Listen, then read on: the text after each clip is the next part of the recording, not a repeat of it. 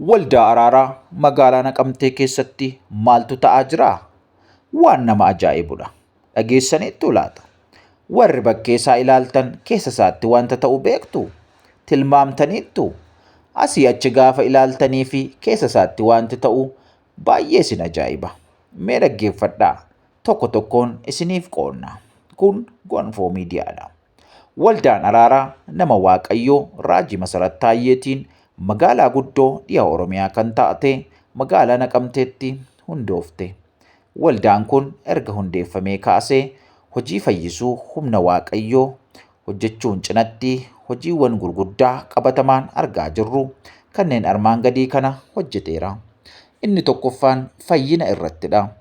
Akkuman jalqaba irratti kaasuuf yaaletti gara waldaa araaraa kanaa dhufanii dhaloota lakkoofsaan hedduu ta'antu dhukkuba isaaniirraa fayyee. Hidhaa isaaniirraas hiikame. Masseenummaa yookaan dhala dhabuu irraa gara dhala argachuuttis dhufe. Namoota daldalli isaanii jalaa miidhametu daldalli isaanii deebi'ee ijaarame. Namoota balaan garaa garaa mudatetu du'a jalaa oole. Hojii dhabdoota hedduuf kadhatamee balballi hojiis banameeraa fi Waaqayyo karaa waldaa kanaa namoota hedduutti bakka hojiis jijjiireeraa fi lafa sanatti hojii kana hundumaa kan hojjetu Waaqayyodha malee humna namaa kamiyyuu miti. Garuu humni nama Waaqayyoo Raajii Masarat irra taa'ee hojjetu karaa nama isaa kana hojjeta jechuudha. Akkasitti hubachuutu nu barbaachisa. Malee karaa nama kamiyyuu hin hojjetu. Waaqayyoo aangoo isaa, humna isaa, dandeettii isaa nama isaa Raajii Masarat irra kaa'ee hojii isaa akkaataa kanaan hojjeta jechuudha. Inni lammaffaan achitti carraa hojiitu uumame. Erga waldaan araaraa hundeeffamee hojii tajaajila wangeelaa eegalee kaasee namoota lakkoofsaan hedduu ta'aniif carraan hojii uumamuu danda'ee jira.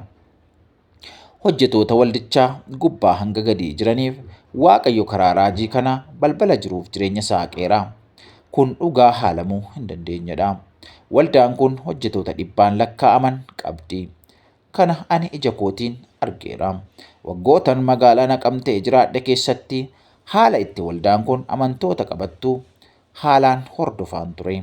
Ofii koos kadhannaa gastaa'osii seenee gaafa guyyaa kamisaa hanga dilbataatti waldichi Waaqayyoon nuuf kadhataa tureera karaa Raajii Masarat jechuudha. Akkasumas tajaajiltoota biroo dabalatee. Haalli isaan namoota kadhannaadhaaf jecha guyyoota kana achi turan itti keessummeessan nama ajaa'ibaa, baay'ee nama dinqisiisa. Haala ammayyaawaa ta'een ulaagaa hundumaa guutuu fi kabaja guddaa kan uffate ture. Yaadni Waaqayyoos lafa sana sirriitti jira. Kanaafuu namoonni rakkoo garaa garaa yookaan rakkoo uumamaaf rakkoo namtolcheetiin rakkatanii jiran gara waldaa araaraa deemuudhaan kadhachiifachuu ni danda'u. Humni Waaqayyoo dhukkuba, rakkinaa fi dhibee garaa garaa irraa namas ni qulqulleessa. Sadaffaan carraa hojii daldalaati. Dhugaa dubbachuuf waldaa araaraatti naanna'ee erga waldaan kun hundeeffamee manneen daldalaa lakkoofsaan hammana hin jedhamnetu baname. Mana nyaataa, mana bunaa, mana siree akkasumas hoteelota gurguddaa. Kana jechuun mul'anni nama Waaqayyoo yommuu akkasitti biyya tokko keessatti milkaa'u abbaa mul'ataa qofa osoo hin taane fayyadamaan namoonni hedduun illee akka fayyadaman mul'ata kanatti akka milkaa'an ta'a jechuudha. Manneen daldalaa jiraachuun waldaan araaraa kana banamanis namoota kanneen akka kireeffattootaa, warra daldalaa fi namoota manneen daldalaa kana keessatti qacaramanis haa ta'u kan ofii isaanii hojjetanis fayyadeera. Manneen dur mana jireenyaa qofa ta'uun tajaajilaa turan har'a hojiiwwan bu'a qabeessa hedduuf oolaa jiru. Inumaayyuu mana jireenyaa yookaan mana hojii naannoo waldaa araaraa kanaa namni bitachuu yoo barbaade gatiin manneenii naannoo kanaa kan naannoo biraa irraa baay'ee qaaliidha. Mul'anni ofii isaayyuu qaalii waan ta'eef jechuudha. Maal kana qofa dargaggoota hojii geejjibaa hojjechuun jiraachaa jiraniif illee akka hojii dabalataatti isaan fayyadaa jira. Fakkeenyaaf ijoolleen hojii baajaajii hojjetan ganamaaf galgala guyyaa waaqeffannaan jiru namoota waaqeffannaaf gara waldaa deeman ni geessu, ni galchu. Kuni bu'aa biraati jechuudha. Inni afuraffaan beekamtiis magaalaa Naqamteef kenneera jedhu jiraattonni. Waldaan Araaraa magaalaa Naqamtee jiraachuun isaa namoonni maqaa waldaa kanaa dahatanii magaalaa Naqamtee baru. Hoteela qabatanii buluu fi oomishaa fi tajaajila daldaltoota keenya irraa fayyadamu jedhu. Egaa sagantaan waldaa Araaraa torbee keessatti guyyaa 2 waan ta'eef torbeen kun hunduu namoota biyya biraa irraa dhufaniin guutuudha.